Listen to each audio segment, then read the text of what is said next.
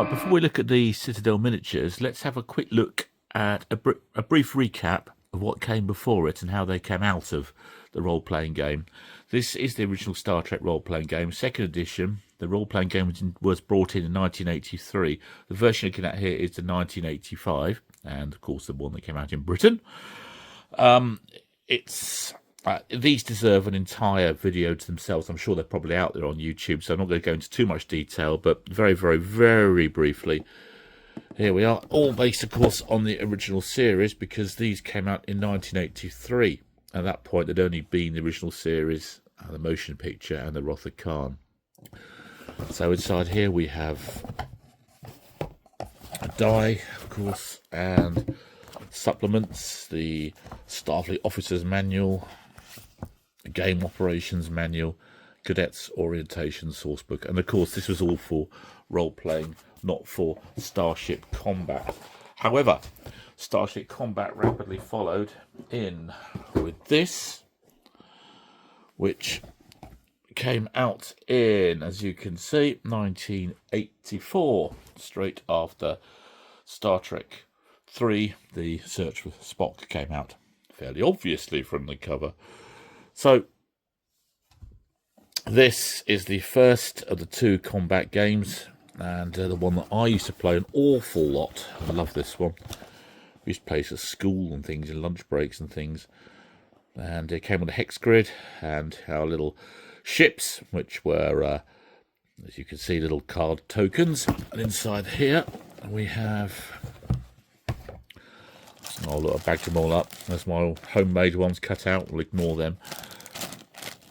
That's what it came with. A lot of these taken from the second edition, by the way. They're all a bit mixed up, and it's going to take me hours to sort out which was which, if I could even do it. So I'm not worried about that.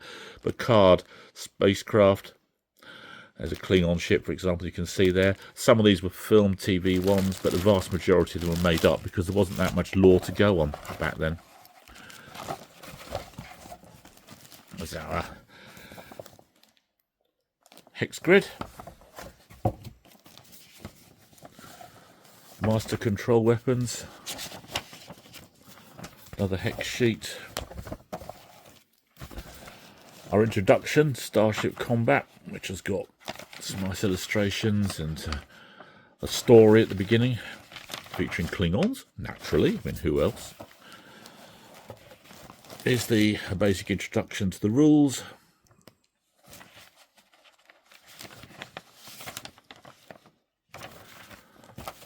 Advanced rules. I don't think we have a bother with those. I think we only use the basic ones. It was too much reading.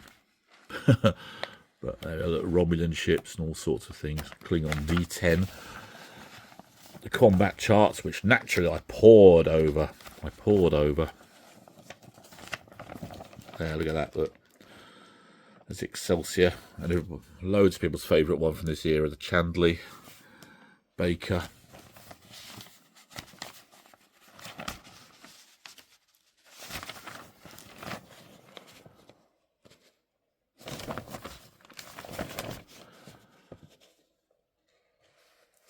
Three types of bird of prey, all looking exactly the same in different scales.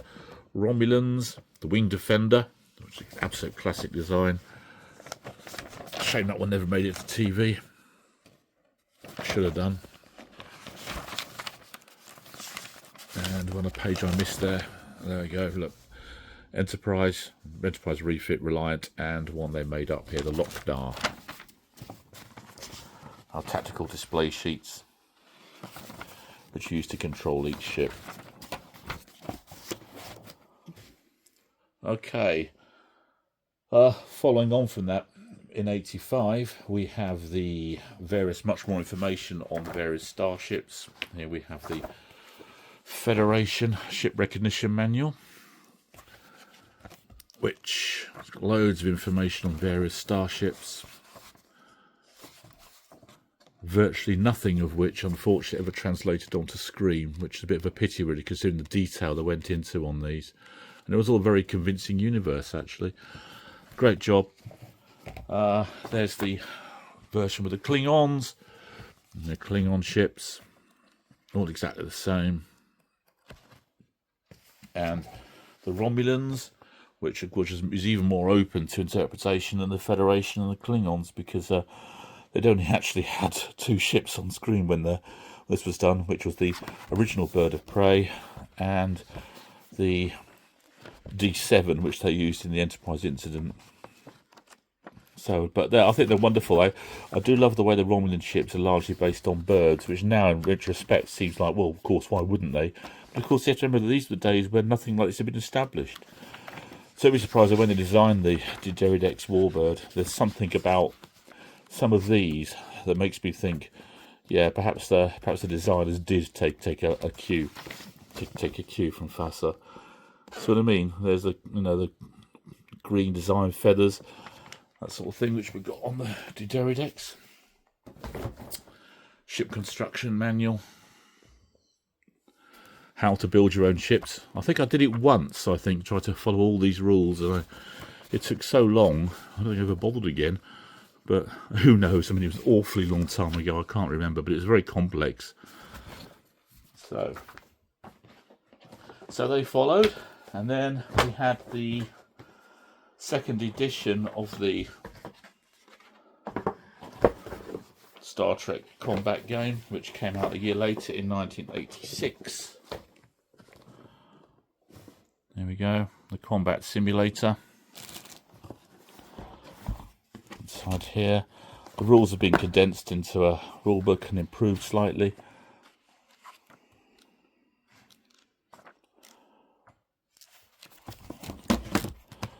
Control book with your various different sheets and things. If you really want to take the full rules to the extension that they wanted to. Oh, look, there's some of the counters. The hex grid is here. This time they put numbers on them, if I remember rightly. Yeah, okay, so you can just plot out where your ships were.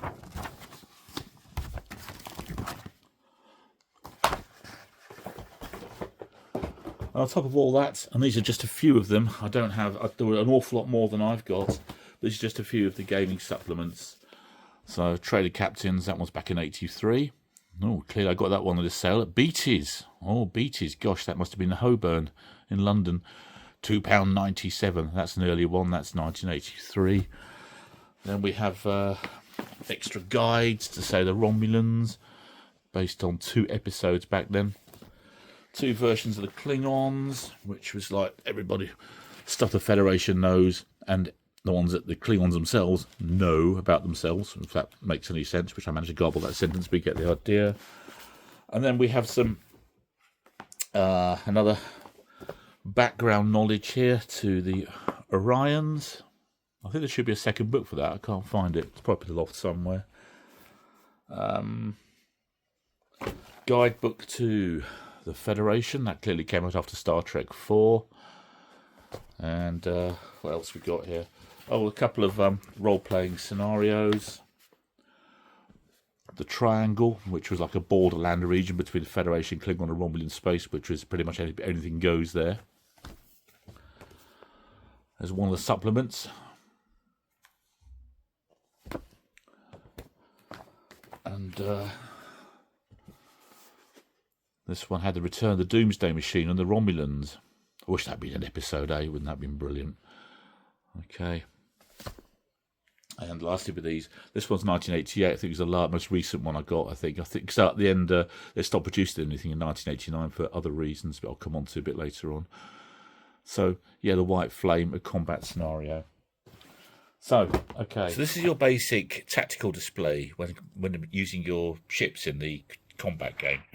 So at the top here, you'd have your tactical displays. It said, here's your number of power units available via your engines, how many movements that you could make. Here's your beam weapons and missile weapons here. So this one, for example, is charged up to 2. You could charge it up to 3, and if you only put 1 power point into it, you put 1 there and take your power units down by 1, and so on. And down here is your shields. Each of these shields corresponds to one side of your hex. So forward, left, right, etc., and so on, aft, and so on. And this is how much damage that you get to your to your ship as it hit by other ships. It's basically quite simple, but it's quite fun and quite easy to use. So, yeah, so it came with little counters like this. There's a Klingon D18, if I remember rightly. Little counters, but we didn't like those because we all wanted the metal miniatures. There were 34 of these produced by FASA, but in Britain we only had 15 of them produced by Citadel Miniatures, and I do have all 15 of them, so I thought I'd give you a little quick guide through them and show you what they look like. Well, what you're looking at here is the publicity sheet that came with the combat game. It details the first 22 of the FASA miniatures that came out. And there's some nice ones in that. Some original sort of type series ones that never made it to the UK. But you used to look at this one and drool all those years ago, things you wanted but you could never find.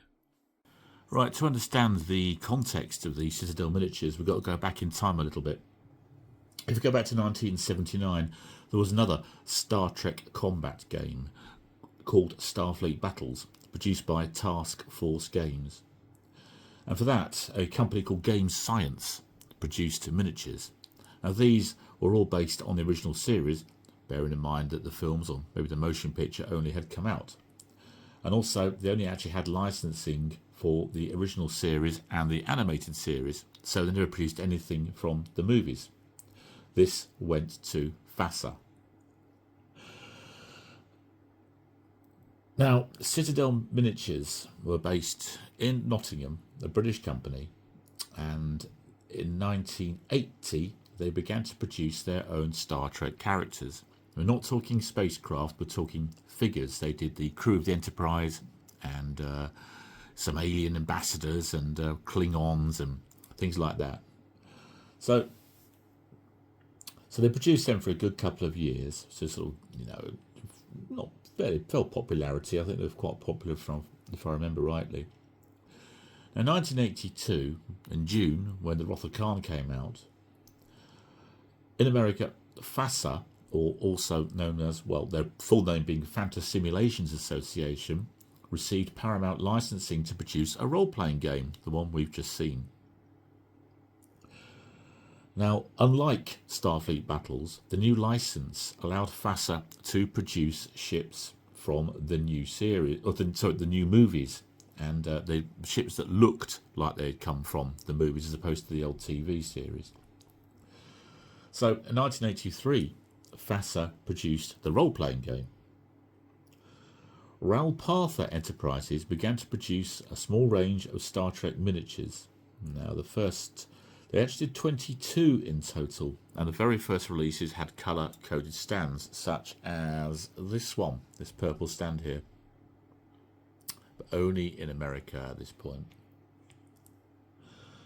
In June 1984, which was when Star Trek The Search for Spock was released, and that saw a bit of an explosion in this game. The Star Trek Starship combat game, the first edition, was released. The one with the bird of prey on the cover that you've just seen. And in 1984, FASA actually won the H.G. Wells Award in the Best Vehicular Miniature Series category for their Starship miniatures. And this was followed by 2 Best Vehicular or Accessory Series awards in 1985 and 1987 for model sculptures Ab Mobisher, who sculpted the first 22 models, and also for Randy Hoffer and Steve Apolloni, respectively. And of course, at that point, they then had the original series, the motion picture, the Wrath of Khan, the Search for Spock as source materials. In 1985, Ralpatha turned the FASA Star Trek Commission over to Canadian partner company RAFM Miniatures and Games. And at that point, the Starship combat game, the second edition, the one again you've just seen with the Klingon ship firing at the Federation ship on the cover, was released. So, and also in that year, Citadel, a British firm, then gained the license to produce under a sub-license from FASA in the UK their own versions of the models, in which they used the American model mouldings, but they started to alter them slightly.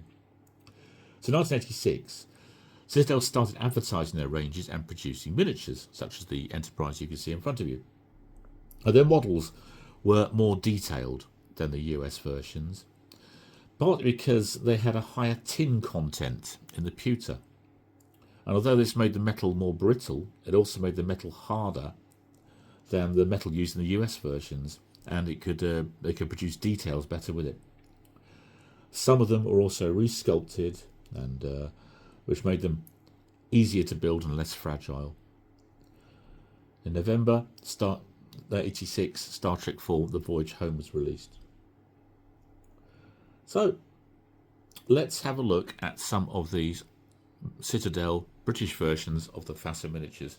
This is the first one, and of course this needs no introduction. By the way, these are all my painting I did, and I did them when I was about 17, 18 years old. So a very long time ago, given the fact I'm now 56. So, but I think generally I'm quite happy with the paint on most of them. I mean, I don't think my eyes are up to doing stuff like this anymore. Maybe I managed to get Enterprise 1701 on that one. So can I get a focus on that? Yeah, just about. So yeah. Okay, so there's the very first one that came out for FASA, number ST01, which is, of course, well, you know what it is, I'm not going to say it again. See, it's not bad. It's, the saucer's quite thick, but it's robust, and it's a good gaming miniature. Look at that. Not bad, is it, really? NCC 1701. Okay. Number 2 they produced was the Reliant, which of course featured in Star Trek 2 and would have briefly popped up in Star Trek 4 at the very beginning in one or two very brief shots. The Reliant Miranda class, the very first ever on-screen non-Enterprise Federation Starship produced. Again, there are whole videos on the design, so I'm not going to go into it all now because this video is going to be about 4 hours long. But this is, as you can see, their version of it. This actually had to come out a couple of years earlier in a pack with some of the crew of the Reliant. I did this one as NCC 1874, which, according to the rules, was USS Devastator. That's a good name, isn't it? Really, for a combat miniature. USS Devastator, according to the rules in the combat game. So I don't know how on earth I managed to get things written that scale. I mean, my eyes must have been really good. Now they're absolutely dreadful. Okay, next, number 3, Star Trek. The third one they produced was the Klingon Katinga battle cruiser. Actually, let's put these together so you can see them as they emerge. I'll have to reset it because I've got too many. Number 3. The Klingon Katinga, as featured, of course, as you all well know, at the beginning of Star Trek The Motion Picture.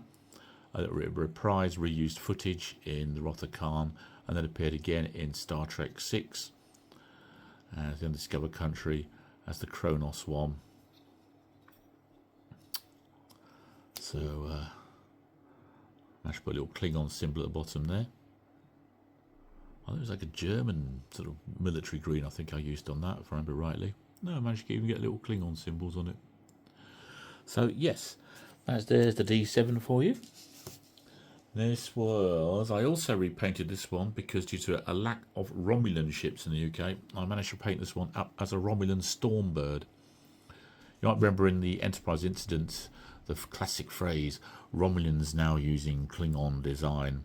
And that triggered a whole lore, because of course the Bird of Prey was a Romulan design that the script was changed to Klingons at the last minute. And so, according to the game, Romulans often painted up their D7s that they used as birds, hence I put the feathered wing pattern on it. But I tried to keep some of the original D7 elements on it, just to sort of make it look like it had been a repaint, if you see what I mean. If that makes any sense. Probably not, but you know what I mean. So there's my Romulan Stormbird.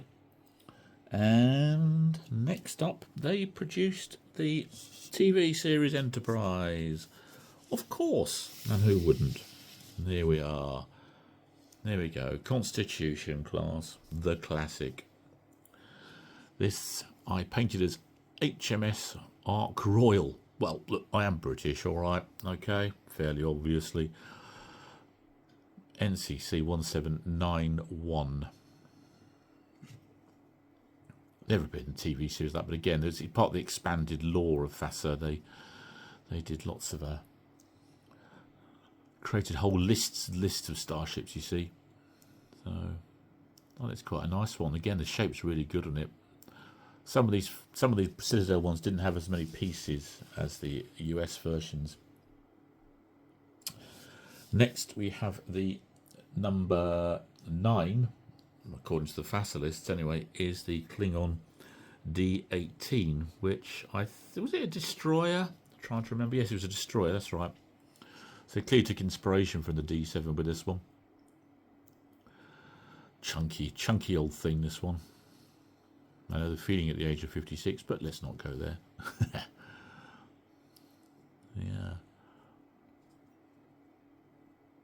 These weren't that powerful in the game. I remember they used to get blapped quite a lot, but so I used to use them hunting packs of 3 and 4. So there's our D18. Next one they produced was the Romulan Winged Defender. Now this is an absolute classic, the Romulan Winged Defender. This one, I'm not sure if it really finished. I remember the Winged Defenders, I painted it in this rather horrible, dull, browny colour, but no, it's like a grey colour. But then I decided to rejig it many years later after the Next Generation came out, painted it in a green. I don't think I ever finished it. You know, it doesn't look finished. Or is it? I'm not sure. I just can't remember. It was too many years ago. But yes, this is the FASA version. When this came out, the signature colour of green had not been established for the Romulans because, of course, the Next Generation hadn't even come out. So all they had to go on was the Bird of Prey from the TV series, and of course the Klingon ship that you've just seen. And that was it. So the whole signature green colour was a new thing. That's why when you see people painting these up at the time, they're not generally green. But, you know, it's a cracking design. It's absolutely criminal that this one never actually appeared in the TV series, because it's brilliant. It really is very powerful. I think it was like the Romulan real. So was it a heavy cruiser, wasn't it? Heavy cruiser, big plasma bolt on it, and all sorts. And the wings pivoted with a clear inspiration from the Bird of Prey, which was originally a Romulan design. You know, a legitimately real Romulan design for the films. So it's quite interesting. I do have an American version, which I built with the wings down. Now that one, if I can find it. It seems to be avoiding me. Okay, well, oh yeah, here it is. Beg your pardon, sorry. Now, there's the American version. I presume Ralph Arthur. I painted that one up. I quite like the colour scheme I did on that one, actually. Tried to make it look feathery. But what's quite interesting is if you look at the bottom, I bet there's some blue tack in there. I had it on the stand. Look at the difference. You see, look. Now, if you look in here, you can see how the Citadel miniatures have created their own detail in like this pipe work. And in the American version, it's just plain. It's in the primary sensor dish there, I assume. So they've added more and more to it in places. It's again, it is slightly chunkier, but it's more robust. I mean, you know, I've had times I've had to glue that prong back on, but there you go. So that's the Romulans. The next one they did was the Excelsior. Now, here's the Excelsior. This was twice the price. The others were £1.99 back then. And this one was... Okay, this one was Oh, £3.95, but due to the amount, it's got lots of extra metal in it. I don't know who's going to get it to stand up. The trouble with this one, it's so front heavy. It always leans over a bit. So I'll have to try and adapt the stand to try and support the weight a little bit. So here is the Excelsior. I think I used Letraset, remember rightly, on the registration number.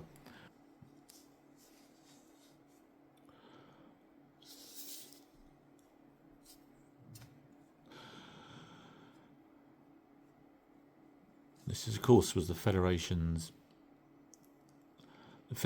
biggest battleship. Well, it was the latest, most advanced cruiser at the time, the one that Scotty sabotaged in the search for Spock during the pursuit of the Enterprise from space dock. The model carried on being reused quite a few times. It was then reused in Star Trek 6, of course, a Sulu ship at the Excelsior. But you know all this anyway. Why am I even saying this to you? And it popped up in many. I've got to rebuild jig slightly with extra bits on it for the Enterprise B in Star Trek 7. And it popped up loads of times. A couple of times in appearances very briefly in Next Generation, and then loads of times in Deep Space Nine particularly. Although by then the physical model had been replaced by a CGI model. Still, it's nice. This is the one you did not want to face in the game, because this is the one that absolutely ruled the roost because it was so big and powerful. So after the Excelsior, which was number 17, FASA then produced the Bird of Prey, which I have one of. This is my Bird of Prey. Now the colour isn't quite accurate, but it doesn't bother me because I tried to do my own thing with it.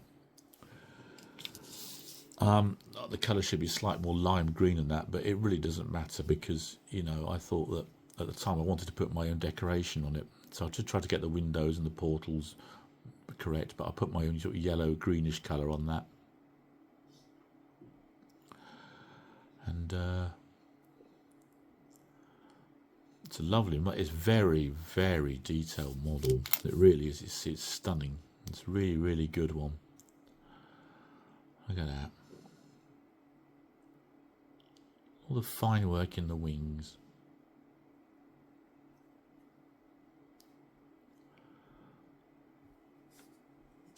Okay, let's put that one down. And after the Bird of Prey became the ship that it blew up in Star Trek 3, which was, of course, the poor little USS Grissom. Again, the one that nobody's favourite, apart from my friend Dave, who is probably going to watch this and laugh when he hears me say this. Here's the Grissom, Oberth class, little science ship. Bit of an odd choice, actually. I mean, in a way, it was good because it was the first time the Oberth class had been produced in a miniature.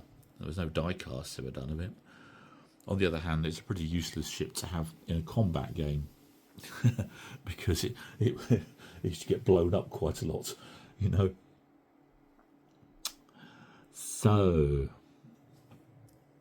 yeah, little thing. Brief appearance at the end of Star Trek 4 in Space Dock, and it appeared a few times in the Next Generation, usually as Rex or going to get blown up somewhere, and it appeared just a couple of times in Deep Space Nine. The opening titles, of course, but after that it pretty much went the way and wasn't really seen very much. But Captain J.T. Esteban, oh my God, he says, oh my God. Now this next one is one that is very, very popular with old FASA fans. This is the Chandley, or the Chandley. Now, it's quite a big ship. It was quite powerful. I think it was if I try and desperately remember this stuff, it was pretty much on the level with the Enterprise for power in the game, I think. Oops. Come on, stay. Yeah, there we are. Thank you. Well, let's get these out of the way. Okay. So USS Chandley, what did I do with that one? Is NCC 2302A.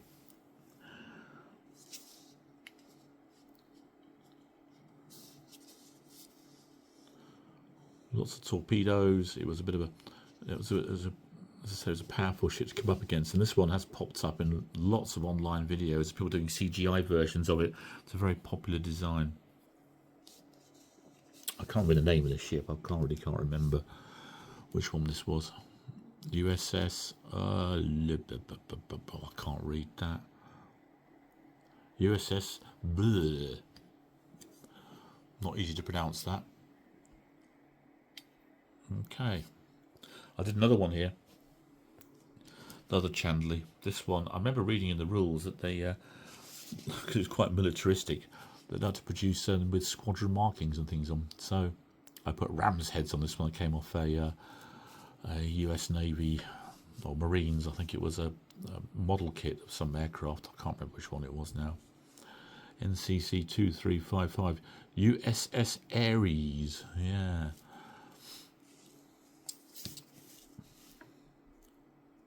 Some of the paint's got discoloured. I mean, obviously, you remember that these have been handled, you know, over the years. We used to play these all the time as miniatures, way back in the late 80s, you know. And I don't think they've really been touched about since about 1990. And if you get them out occasionally, you get them slightly nostalgic over. So what else have we got in the box? We have also got a Romulan Bird of Prey, the original TV series one. Fairly basic design, but an absolute classic. And I painted a bird underneath, just like the ones in the TV series. These came in a double pack. I had another one here. The colour's more accurate, but the painting's not quite so good on that one. But again, it's good to distinguish the two.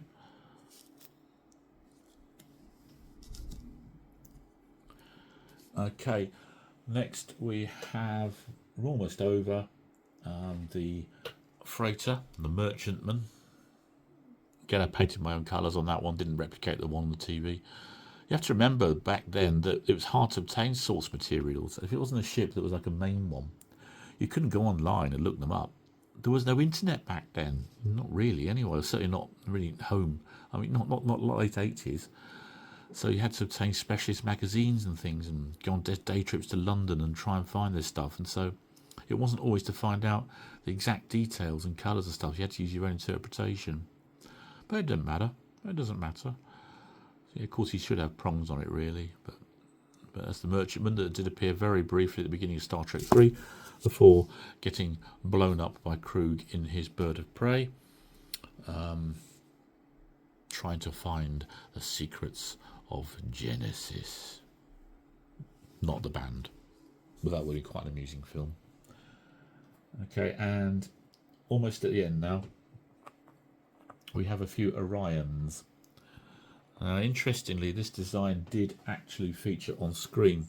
Well, it's sort of on screen. It actually featured on a display, cars display on the Enterprise in the Next Generation. Perhaps if I just put them down, stop wobbling about with it. There you go. Wanderer class, I think. These came with packs of 2 with a little lightning. So I painted a tiger stripes one there. And this one, for no particular reason I could think of, I put flames on it. And it also came to one each of these. And tiny little Orion thing.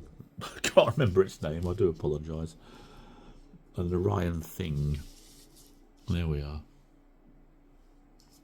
Okay. Have I forgotten any? Yes, I have forgotten one. Romulan Graceful Flyer, which I think was a light cruiser. Let's move these out of the way. Alright, light cruiser. This one. Okay, I'll put differing colour to differentiate them in the feather pattern.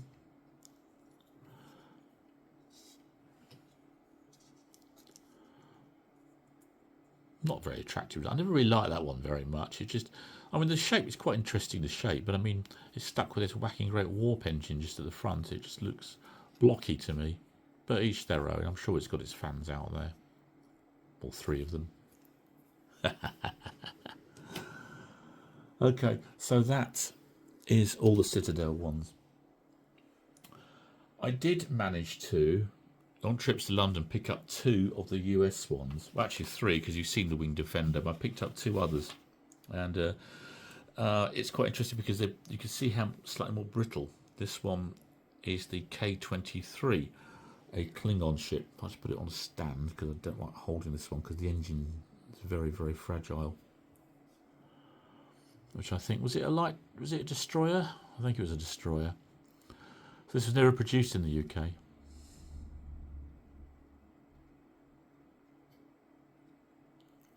The wing, I had to super glue on the engine the other day because it fell off. It's so brittle, it's so fragile. Chunky design.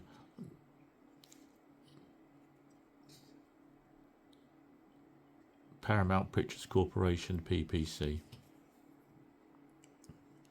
Right. And I've got one last one to show you. Which I never made, did I? I never made this one. This, okay, Star Trek miniatures. The Gorns, the reptiles. The one who got into unconvincing fisticuffs with Kirk on Arena, the episode Arena. There was no law establishing what a Gorn ship should look like back then, because in the ships never only seen as a point of light in the TV series, never actually built a miniature. So FASA interpreted it as like a big blocky things, like a flying angled brick, which I think quite suited Gorn character quite well. So there's the 15. There's the 15 that we had, plus a couple of bonus ones that I managed to pick up here and there. It's I said it was. I always used to look at these sheets and always wanted all the others, but they were never produced. I kept going to London and looking in the shops and anticipation and trying to find these, but they never turned up. So, but there you go. Yes, I could probably buy them online, but I think time's probably moved on now. You know, and what am I going to do with them anyway? Paint them up and have fun with them. Of course I will. In 1988. FASA expanded their range with these additional 12 miniatures. Klingon and Romulan battleships amongst them, and a couple more Federation ships. But Citadel never manufactured them. 1989, FASA lost licensing arrangements, which was the end of their castings. The rumours, all sorts of rumours about why it happened. Possibly Paramount were increasingly unhappy with the militaristic stance of the role-playing game and of its various supplements. And other sources say that they printed the Next Generation Year 1 sourcebook without permission. And other rumours are, of course, that Paramount wanted to keep tight control of the timeline as opposed to letting FASA create their own one. These are the days, of course, when Next Generation was just underway. Rawcliffe, a company called Rawcliffe, then took over these miniatures. Well, used the same castings and produced 7, I think it was, in the end, with fixed stands, but the basic castings were the FASA ones. And so these came to an end, and so the role-playing game came to an end on both sides of the channel, as with the combat game. But, you know, some of these designs are absolute classics, and it's quite a legacy that, you know, they still exist and people still talk about them because they were that well designed. You don't get half as much buzz about the old Starfleet Battles ones, but the FASA ones, there's, you know, Facebook pages, there's websites dedicated to them, people creating their own ones now and manufacturing them out of out of 3D printing and all sorts. And so they have got like a funny sort of like quirky legacy that's off the main branch of Star Trek. It's a nice little tale. Anyway, I will leave it there, and thanks very much for watching this rather long video, but I do hope you have enjoyed it anyway. If you have enjoyed it, please, it's a cliche, but please like and subscribe, because it's, you know, you spend a long time looking at these things and researching them. It's nice to know that people do appreciate them. Anyway, you take care, and I have to say live long and prosper. Oh, I've done it now. There we are. Take care. Bye.